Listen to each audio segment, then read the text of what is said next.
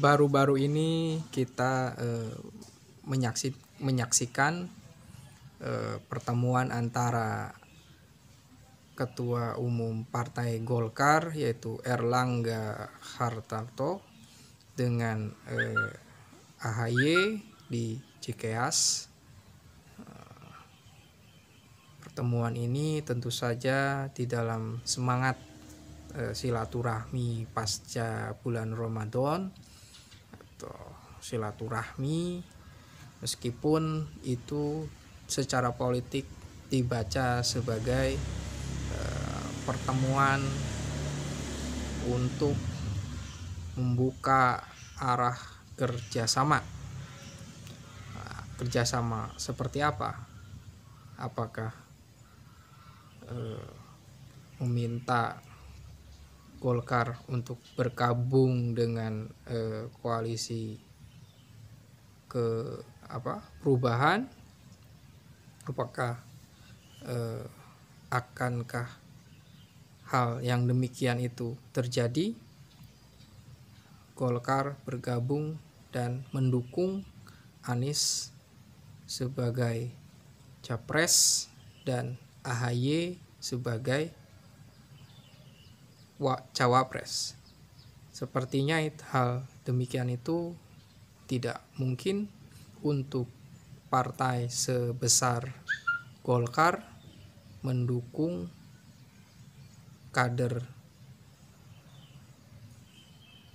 partai lain, apalagi yang mendukung orang yang tidak jadi kader partai apapun.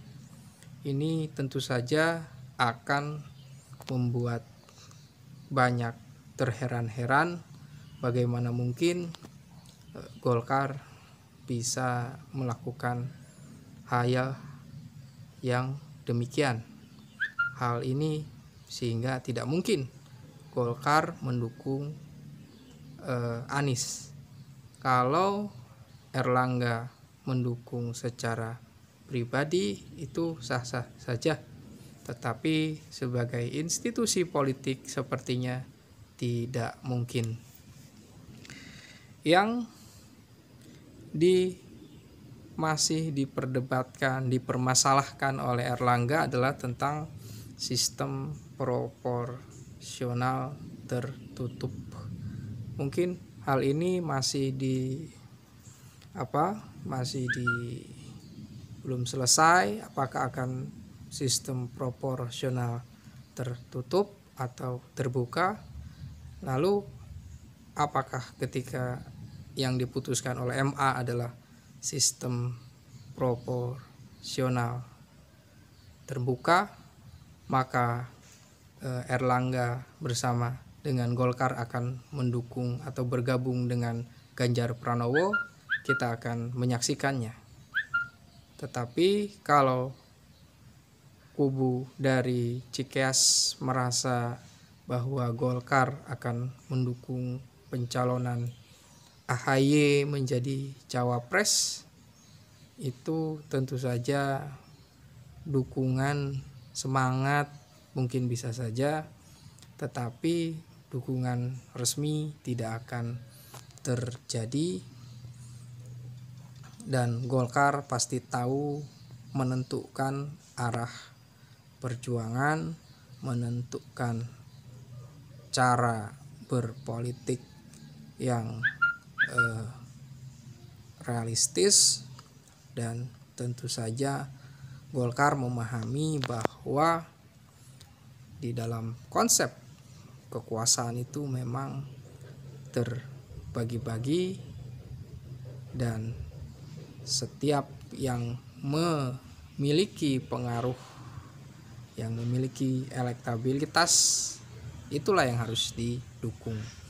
Tetapi apabila dari partai Golkar sendiri memang sudah ada yang memiliki elektabilitas, misalnya Erlangga memang merasa cukup, merasa punya kepantasan, ya silahkan saja mencalonkan, dukung cari dukungan, bentuk koalisi, dan ini akan menjadi sesuatu yang sangat menarik. Nanti misalnya ada Ganjar Pranowo, kemudian ada Prabowo, dan ada Erlangga Hartarto. Tentu ini sesuatu yang harus dilakukan oleh Erlangga. Apakah dia maju sebagai capres dengan membangun koalisi dengan PAN misalnya kalau cukup, dan habis itu dia harus realistis, harus berjuang untuk kemenangan dalam kompetisi. Dan ini akan menjadi suatu pembelajaran yang baik ke depan buat Partai Golkar tentang bagaimana percaya diri. Meskipun pernah Yusuf Kala mencalonkan sebagai presiden, mungkin ini Erlangga siap, mau, cukup percaya diri seperti Pak JK yang sebelumnya mencalonkan sebagai capres. Kita akan menunggu bagaimana apakah Pak Erlangga akan maju atau mendukung Anies atau mendukung Ganjar. Terima kasih.